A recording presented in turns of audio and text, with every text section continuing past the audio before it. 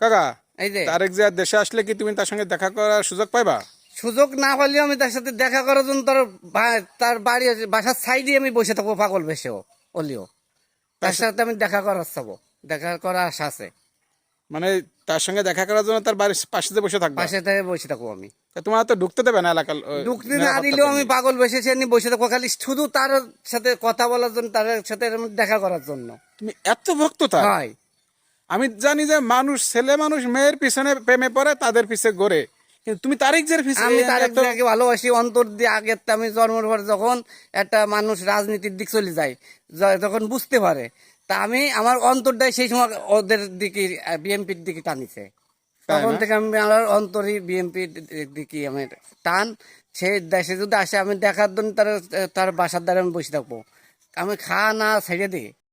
এই যে আমাদের দেশে এখন রাজনীতিক কি পরিস্থিতি বোঝেন? রাজনীতি ভালোই আছে, সব আমাদের বিএনপির, আমাদের এই এলাকাটাই বিএনপি তারেক জিয়ার জন্য আমরা এই 17টা বছর আমরা অপেক্ষা করতেছি। তারেক জিয়া আসলে তারেক কেমন জিয়া মানুষ?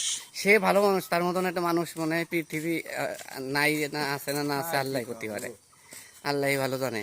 তিনি তো 17 বছর দেশে নেতা, তিনি ভালো মানুষ কিভাবে সে জানতে তো পারলেন? যে কোনো কারণে, যে কোনো সে দেখা যাচ্ছে দেশের বাইরে গেছে, আর পেশিবাদী এই সরকারের জন্য দেখা যায় দেশে একটা জঞ্জাল বাঁধছে আর কি, যে কোনো কারণে আসতে পারেনি সে আশা করি সে আসবে দেশে। আচ্ছা, দেশে উন্নয়নের জন্য কি তারেক জিয়াই যথেষ্ট? তারেক যে আমাদের আশা মনের, যে যতগুলো মহিলা পুরুষ যারা আছে আমাদের মনে, তারেক যে আসলে এইটাই যথেষ্ট।